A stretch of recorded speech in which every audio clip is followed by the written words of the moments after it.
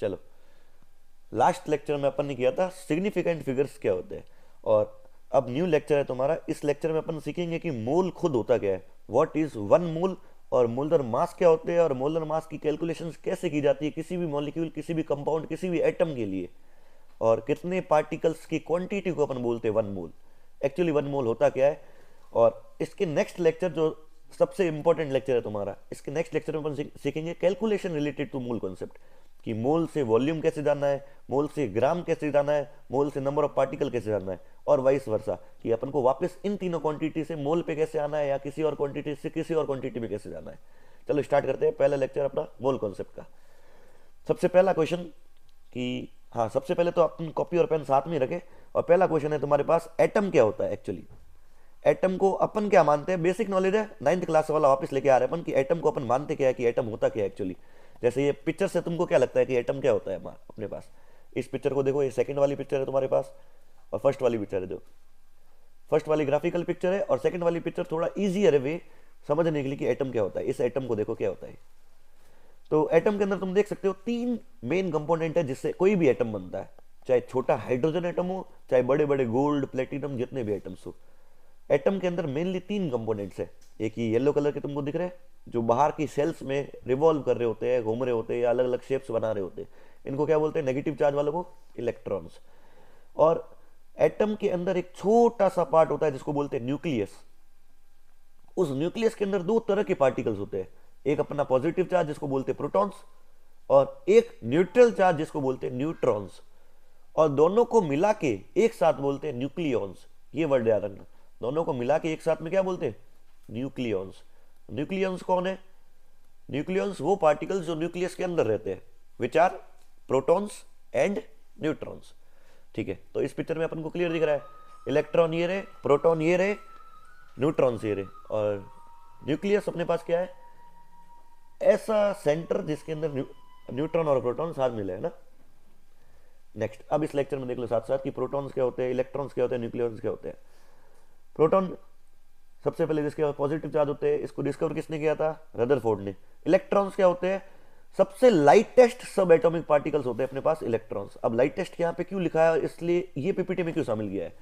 देखो, अगर मेरे को किसी चीज का वेट मेजर करना है, अगर वेट मेजर करना है, मान लो किसी भी ऐसे बैग का मेरे को वेट मेजर करना है, तो अपन क्या कहेंगे, सर इस बैग के अंदर क्या क्या पार्टिकल्स है, एक ये गोला है, एक स्क्वायर है, इन सब का वेट कर मैं टोटल कर दूंगा, वो इस बैग का टोटल वेट हो जाएगा मेरे पास। ऐसी एटम एक छोटा सा बैग है जिसके अंदर क्या है, प्रोटॉन्स है, न्यूट्रॉन्स है, और बाहर साथ साथ क्या है, इलेक्ट्रॉन्स है। अब इस बैग के अंदर एक खास बात है कि इलेक्ट्रॉन्स का वेट जो होता है वो इतना कम होता है प्रोटॉन और न्यूट्रॉन के मुकाबले, कि इसको अगर मैं नेग्लेक्ट कर लूं तो भी एटम का वेट लगभग वही का वही है। अगर मान लो पूरे एटम का वेट है 100 ग्राम, इसमें अगर इलेक्ट्रॉन का वेट ऐड कर लूं तो 100.00001 ग्राम होगा, इससे ज्यादा फर्क नहीं पड़ेगा, जो अप्रोक्सीमेटली 100 ग्राम ही है अपने पास। तो अपनी कैलकुलेशंस को आसान करने के लिए अपन क्या कर लेंगे, इलेक्ट्रॉन्स को वेट के लिए नेग्लेक्ट कर लेंगे। तो इलेक्ट्रॉन के अपने पास लाइटेस्ट सब एटॉमिक पार्टिकल, नेगेटिव चार्ज होता है, जे डी थॉमसन ने डिस्कवर किया था, और रिलेटेड कुछ थ्योरी है, तुम रीड कर सकते हो इसको। मैं आगे बढ़ता हूँ। मास के लिए मेरे को इसमें एक ही लाइन निकालनी थी तुम्हारे लिए, कि मास मेजर करने के लिए मैं सिर्फ और सिर्फ हेल्प लूंगा प्रोटॉन और न्यूट्रॉन की, जिनके पास रियल में मास है। इलेक्ट्रॉन इनके मुकाबले नेग्लिजिबल है, तो मैं मास के लिए उसको मेजर नहीं करूंगा। न्यूट्रॉन के बारे में, न्यूट्रॉन क्या होता है, जेम्स चैडविक ने डिस्कवर किया था। अब मेरे काम की बात, मूल कॉन्सेप्ट के लिए ये वाला, ये टेबल पे ध्यान देते। इसमें क्या लिख रखा है, मास ऑफ सब फंडामेंटल पार्टिकल। प्रोटॉन का मास कितना होता है, 1.6726 इंटू 10⁻⁻27 किलोग्राम।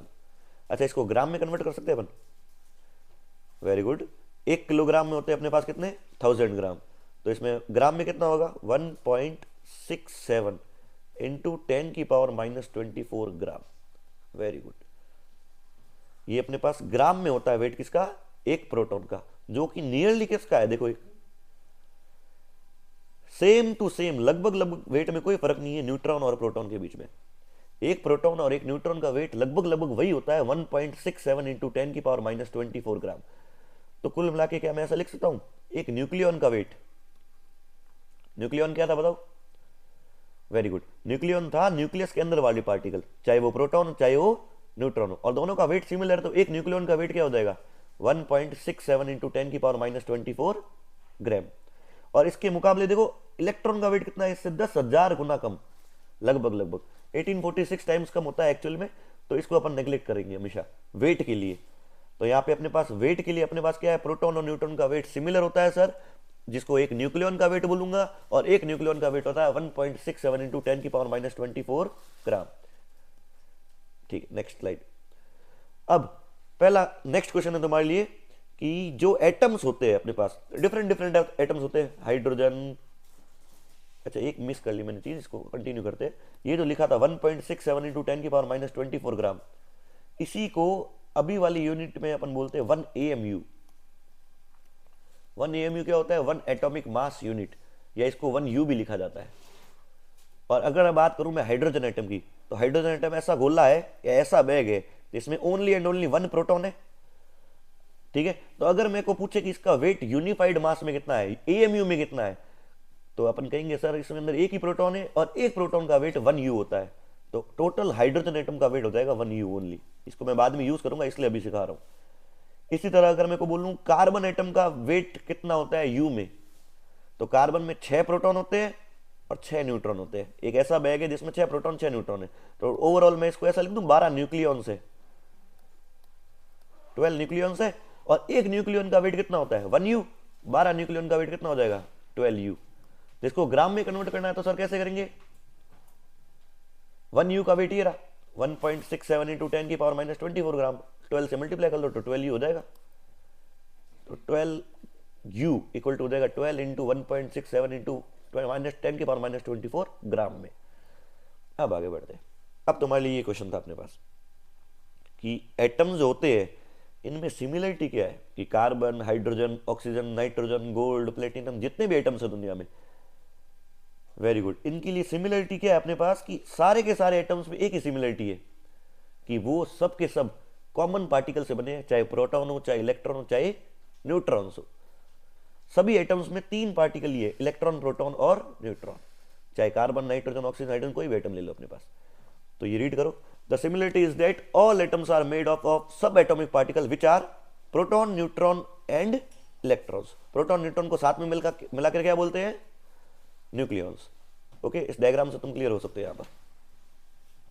नेक्स्ट, अब नेक्स्ट क्वेश्चन तुम्हारे लिए है कि सारे के सारे एटम्स जो है इसमें सिमिलरिटी है कि इसके अंदर प्रोटॉन, न्यूट्रॉन, इलेक्ट्रॉन है और कोई पार्टिकल नहीं है इनके पास। तो इनमें डिफरेंट क्या है सर, हाइड्रोजन ऑक्सीजन से अलग कैसे है, कार्बन ऑक्सीजन से अलग कैसे है, इनमें डिफरेंस क्या है अपने पास। तो वेरी गुड, इसमें डिफरेंस क्या है अपने पास कि हाइड्रोजन जो है, हाइड्रोजन के पास ऐसा सीन है कि इसके अंदर सेंटर के अंदर सिर्फ और सिर्फ एक प्रोटॉन है। कार्बन को देखोगे अंदर तो कार्बन के अंदर 6 प्रोटॉन है, 6 न्यूट्रॉन है प्रोटॉन और न्यूट्रॉन, पर उनकी क्वांटिटी में फर्क है, देख सकते हो तुम। इसी तरह ऑक्सीजन में क्या होता है, 8 प्रोटॉन है और 8 ही न्यूट्रॉन्स है। तो सर सारे एटम्स में है प्रोटॉन, न्यूट्रॉन, इलेक्ट्रॉन्स ही, पर उनकी क्वांटिटीज में फर्क है। और इसी से एक चीज मैं तुमको रिलेट कर लेता हूं कि अगर हाइड्रोजन का वेट 10 ग्राम है, एक प्रोटॉन का वेट कितना हो गया 10 ग्राम, तो वैसे के वैसे प्रोटॉन न्यूट्रॉन का वेट वैसे सिमिलर होता है। तो वैसे के वैसे मैं कह सकता हूं कि 12 टाइम्स वेट हो जाएगा कार्बन का, 6 और 6 12 होते टोटल। जितने पार्टिकल हाइड्रोजन के अंदर है एक ही है अगर, तो वैसे ही वैसे 12 पार्टिकल्स किसके अंदर है, कार्बन के अंदर। वैसे ही वैसे 16 पार्टिकल्स किसके अंदर है, ऑक्सीजन के अंदर। तो अगर 10 ग्राम वेट हाइड्रोजन का होता है तो मैं मल्टीप्लाई 12 कर दूंगा, वो वेट आ जाएगा मेरे पास किसका, कार्बन का 120 ग्राम। मल्टीप्लाई 16 कर दूंगा अगर, तो वेट आ जाएगा मेरे पास ऑक्सीजन का। ऐसे किसी भी एटम का वेट निकाल सकते हो अगर तुम हाइड्रोजन का वेट निकाल के बैठे हो तो। अब सबसे बड़ी दिक्कत क्या है, अपने पास हाइड्रोजन का वेट पता होना चाहिए और इसको रिलेट करना है अपन को ग्राम से, वहीं से अपने काम आएगा मोल क्या होता है एक्चुअली। ठीक है, तो सारे एटम्स में डिफरेंस क्या होता है, सिर्फ एक ही डिफरेंस है सर, क्वांटिटी ऑफ सब एटॉमिक पार्टिकल्स, कि प्रोटॉन और न्यूट्रॉन में फर्क कितना है क्वांटिटी का। अब नेक्स्ट स्लाइड अपने पास है, हाँ ये सारे, अगर मेरे पास इतने सारे एटम्स है 1 to 18 एटम्स यहाँ पे बना रखे, सब में क्या फर्क है, number of proton, number of electron और नंबर ऑफ न्यूट्रॉन्स का है बस।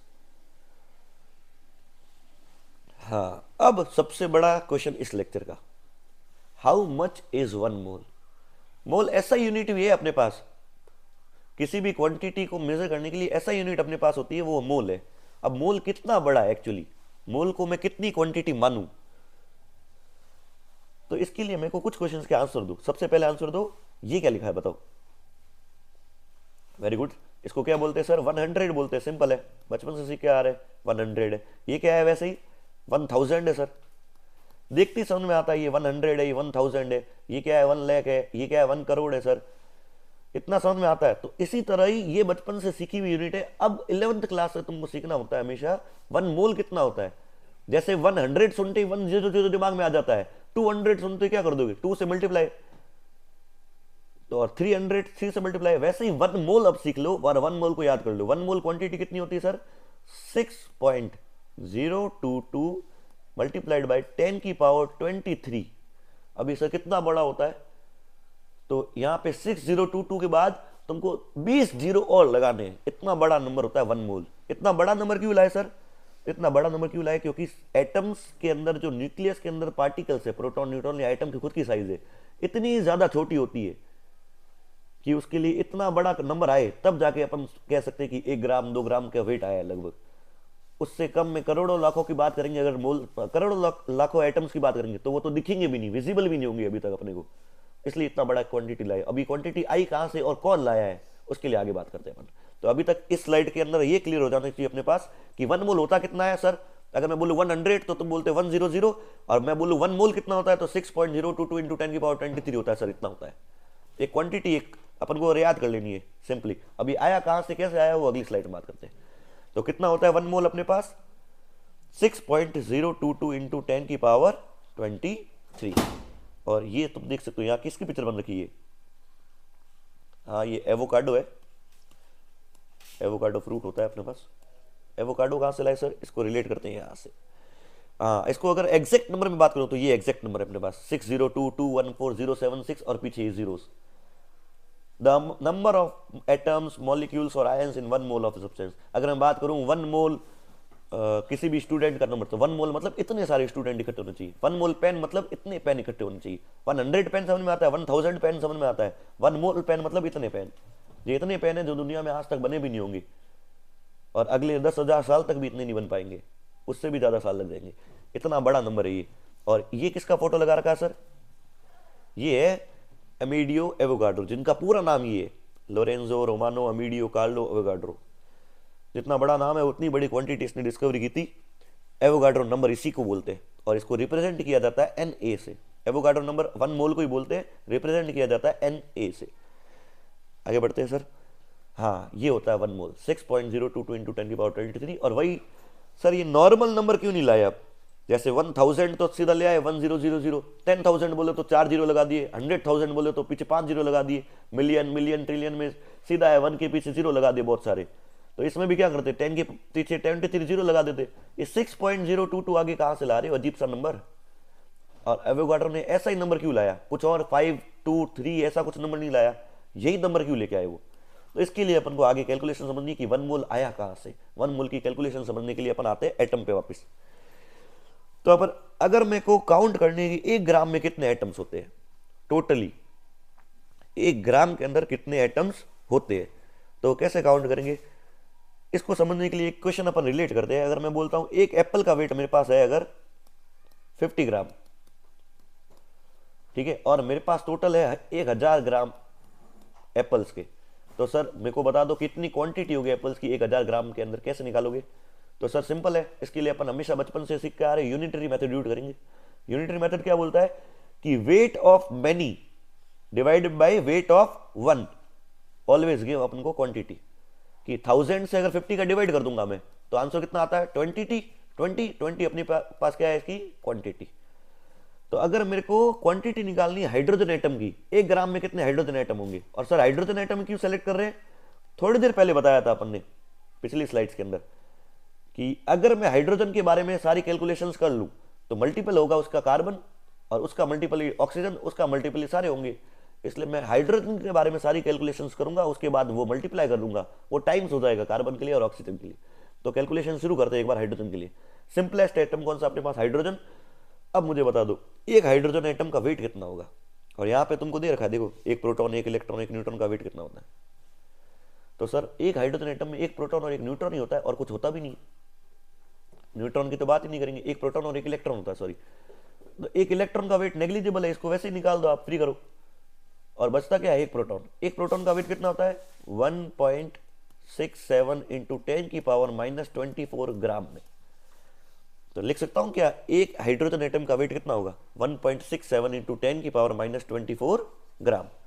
अब यूनिटरी मेथड क्या बोलता है, यहां अगर मेरे को 1 ग्राम बनाना है तो ये सारी चीज कहां आएगी, उसके डिवाइड में, ठीक है। तो मैं अगला स्टेप करता हूं, एक एटम का वेट कितना होता है, एक हाइड्रोजन एटम का वेट कितना होता है एक प्रोटॉन के बराबर 1.67 इंटू 10⁻⁻24 ग्राम में। यहाँ केजी में लिख रखा है, ग्राम में अपन कहेंगे तो 24 ग्राम हो जाएगा। और अगर मैं लिखता हूँ 1.67 इंटू 10⁻⁻24 ग्राम में, यहाँ मैं अगर बनाना चाहता हूँ 1 ग्राम, तो यहाँ 1 ग्राम हो जाएगा, वो उधर जाएगी क्वांटिटी डिवाइड में, यहाँ 1 नहीं है क्वांटिटी एटम की, डिवाइड बाय 1.67 इंटू 10⁻⁻24 डिवाइड में आया, और यहाँ यूनिट है हाइड्रोजन के एटम्स। अब इसको डिवाइड करके देखोगे ना, तो डिवाइड करते ही आ जाएगा 6.022 इंटू 10⁻23। ये मोल है। ये नंबर आया कहां से, ये सर ऐसा नंबर है कि 1 ग्राम के अंदर टोटल कितने हाइड्रोजन के एटम्स होंगे, वो अपन ने यूनिटरी मेथड से कैलकुलेशन करके दिखा दिया। अगर ये वीडियो समझ नहीं आया तो वापस बैक जाके वापस देखना, क्योंकि ये कैलकुलेशन वाला पार्ट है, मैथ्स का पार्ट है। केमिस्ट्री यहीं पे, केमिस्ट्री के साथ साथ अपन ने मैथ्स लगाई है कि 1 ग्राम में टोटल कितने हाइड्रोजन के एटम होंगे, और इसी का नाम रख दिया अपना कितना 1 मोल। तो अगर इतने एटम्स इकट्ठे करता हूं मैं हाइड्रोजन के 6.022 इंटू 10⁻23, तो उसका वेट टोटल मिला के कितना बनेगा 1 ग्राम। इतना छोटा होता है एटम कि इतने सारे इकट्ठे करने के बाद मेरा वेट टोटल कितना बन रहा है 1 ग्राम, और इसको बोलता हूं 1 मोल। अब मैं इतना बड़ा नंबर बोलूंगा नहीं बार बार, मैं इसको सिंपली इतना बोल दूंगा 1 मोल। अगर मैं बोलता हूं 1 मोल एटम्स, 1 मोल हाइड्रोजन एटम का मास कितना होता है, तो तुम बोलोगे 1 ग्राम। कैलकुलेशन करके दिखा लिए तुमको, 1 मोल हाइड्रोजन एटम का मास होता है 1 ग्राम। ओके, अब इसी को 1 मोल एटम का मास अपने पास कितना था 1 ग्राम था। 1 मोल किसी भी चीज के मास को बोलते हैं मोलर मास। तो molar mass of hydrogen atom कितना हो गया अपने पास 1 ग्राम। Very good. और थोड़ी देर पहले अपन ने सीखा था हाइड्रोजन एटम कैसा होता है, एक ऐसा गोला है या ऐसा बॉक्स है जिसमें एक प्रोटॉन है या एक न्यूक्लियन है, ऐसा लिख देता हूं। और अगर कार्बन एटम को कंपेयर करूं इससे, कार्बन एटम कैसा होता है, वो एक ऐसा बॉक्स है जिसमें ऐसे ही 12 न्यूक्लियॉन्स है। तो अब मेरी बात ध्यान से सुनना, ये चीज समझ में थोड़ी कम आती है कि मैंने बोला है कि 1 मोल हाइड्रोजन एटम का मास कितना है 1 ग्राम है सर। तो 1 मोल कार्बन एटम का मास कितना होगा सर। तो कार्बन एटम और हाइड्रोजन एटम में फर्क कितना है, कार्बन एटम हाइड्रोजन के 12 टाइम्स है। 1 मोल हाइड्रोजन इकट्ठे किए मैंने, बहुत सारे छोटे छोटे हाइड्रोजन 1 मोल इकट्ठे किए तो 1 ग्राम बन रहा है, और एक कार्बन उसका 12 टाइम्स ही है। तो 1 मोल कार्बन इकट्ठा करूंगा तो वेट कितना आएगा 12 ग्राम। और अगर मैं ऐसा नहीं पूछूंगा 1 मोल कार्बन एटम का मास कितना है 12 ग्राम, ऐसा नहीं। अब इसको अपनी लैंग्वेज को थोड़ा इंप्रूव करेंगे और मैं बोलूंगा what is the molar mass of carbon atoms. Carbon atom का मोलर मास कितना है, तो तुम कहोगे 12 ग्राम सर। मोलर मास का मतलब क्या होता है 1 मोल कार्बन एटम का मास, ठीक है। What is the molar mass of oxygen atom, तो ऑक्सीजन में क्या फर्क होता है सर, ऑक्सीजन में होगा क्या, यहां पे ऑक्सीजन के अंदर हाइड्रोजन के मुकाबले 16 न्यूक्लियॉन्स होते हैं। तो हाइड्रोजन मोलर मास कितना था 1 ग्राम, ऑक्सीजन का मोलर मास कितना हो जाएगा 16 gram. What is the molar mass of nitrogen atom, which will be 14 gram. तो मोलर मास एक्चुअली क्या है 1 मोल एटम्स का मास। 1 मोल एक क्वांटिटी, जैसे 100 एक क्वांटिटी थी, ओके। तो 1 मोल इकट्ठे किए मैंने, उनका वेट 1 ग्राम हो रहा था हाइड्रोजन के केस में, और 1 मोल नाइट्रोजन इकट्ठे करूंगा तो 14 ग्राम। 1 मोल कार्बन इकट्ठे करूंगा, क्योंकि वो उनके उतने ही टाइम्स चल रहा है अपने पास, अंदर पार्टिकल्स उतने ही है, बस बैग बड़ा कर रहे हैं और अंदर पार्टिकल्स की क्वांटिटी बढ़ाई जा रही है। तो 1 मोल क्वांटिटी फिक्स रख रहा हूं मैं यहां पे। अब जैसे इस पिक्चर से अपन को क्लियर दिख जाएगा कि अगर मैं 12 ग्राम मेजर कर लूं, हाँ अगर मैं 12 ग्राम कार्बन मेजर करूं, कोयला अपन लेके आते हैं और 12 ग्राम मेजर करते हैं वेइंग स्केल पे, वो एक्चुअली एटम्स को काउंट करूंगा तो एक्चुअली एटम्स कितने होंगे 6.022 इंटू 10⁻23 एटम्स होंगे एक्चुअली, जिसको मैं बोलता हूं 1 मोल। और ऐसे ही कॉपर एटम्स की बात करूं, कॉपर एटम साइज में थोड़े बड़े होंगे और उनकी क्वांटिटी भी 1 मोल लेता हूं, सेम सेम क्वांटिटी, तो सीधी सी बात है एक कॉपर के अंदर 63.5 न्यूक्लियॉन्स होते हैं अप्रोक्स। तो इनका वेट कितना हो जाएगा 1 मोल ऑफ कॉपर कितना हो जाएगा अपने पास 63.5 ग्राम। इसको बोलते हैं मोलर मास। अब कैलकुलेशंस समझ में आ चुकी होगी। अब आते हैं इसके बाद मॉलिक्यूलर मास पे। एटम्स के मास निकाल दिए मोल्स के हिसाब से, मॉलिक्यूलर मास निकालते हैं कि एटम्स के बाद मॉलिक्यूल के बाद सबसे सिंपलेस्ट अपन H2O की बात करते हैं। एक H2O के अंदर क्या है सर, एक ऐसा बैग हो गया जिसके अंदर एक ऑक्सीजन और 2 हाइड्रोजन के एटम है। ऑक्सीजन में कितने न्यूक्लियॉन्स हो गए सर, 16 न्यूक्लियॉन्स। हाइड्रोजन में एक एक और, टोटल कितने न्यूक्लियॉन्स हो गए सर, 18 न्यूक्लियॉन्स आ गए अपने पास। तो 1 मोल अगर H2O लेके आता हूं मैं, तो 1 मोल H2O का मास, जिसको बोलता हूं मोलर मास ऑफ H2O, कितना हो जाएगा सर, 18 ग्राम। ऐसे ही ग्लूकोज का कन्वर्ट कर सकते हो तुम। ग्लूकोज का पूरा स्ट्रक्चर बन रखा है तुम्हारे सामने, देखो। ग्लूकोज ऐसा मॉलिक्यूल है जिसमें 6 carbon C6H12O6, 6 carbon, 12 hydrogen, oxygen 6 होते हैं इसके अंदर। और ग्लूकोज का मोलर मास निकालना है, कैसे निकालेंगे सर, हाँ, कार्बन का 12 होता है तो 12 इंटू 6 प्लस एक हाइड्रोजन का कितना होता है 1 इंटू 12 प्लस एक ऑक्सीजन का कितना होता है 16 इंटू 6, और सबका ऐड करोगे तो टोटल आ जाएगा 180 ग्राम। तो 180 ग्राम है क्योंकि एक ग्लूकोज का मॉलिक्यूल इतना बड़ा बैग है जिसमें टोटल 180 न्यूक्लियॉन्स है, तो इसके 1 मोल लूंगा, टोटल कितना वेट हो जाएगा 180 ग्राम। तो मॉलिक्यूलर मास निकालना आ गया है। अब कुछ क्वेश्चंस है तुम्हारे सामने, इन सबके मॉलिक्यूलर मास तुमको खुद को कैलकुलेट करने, जैसे मैंने इस तरीके से कैलकुलेट किए है। और ये अपना पहला लेक्चर क्लियर होता है जिसमें अपन ने ये सीखा है कि मोल क्या होता है और मोलर मासेस क्या होते हैं। मोलर मास कैसे निकालते हैं किसी मॉलिक्यूल का, किसी एटम का, किसी भी कंपाउंड का मोलर मास कैसे निकालते हैं, तो सारे एटम्स का सम कर लेंगे। और मोलर मास मतलब क्या है, एक मोल का मास 6.022 इंटू 10⁻23 एटम्स का मास। और एक क्वेश्चन है, तुम खुद रीड कर सकते हो, और ये क्वेश्चन अभी रिलेटेड नहीं अपने, ये क्वेश्चन सिर्फ बताने के लिए है कि एक मोल कितनी बड़ी क्वांटिटी है, कि अगर मैं हर एक सेकंड के अंदर 10 लाख रुपए यूज करता हूं तो एक मोल मेरे को रुपए खर्च करने के लिए कितने साल लगेंगे। इसका आंसर ये आ रहा है 10⁻10 ईयर्स। अर्थ की एज भी इतनी नहीं है अभी तक। ओके, ये तुम क्वेश्चन इजीली सॉल्व कर सकते हो, यूनिटरी मेथड में सॉल्व किया है। आज का लेक्चर अपना यही कंप्लीट होता है, नहीं एक क्वांटिटी बाकी है, सॉरी।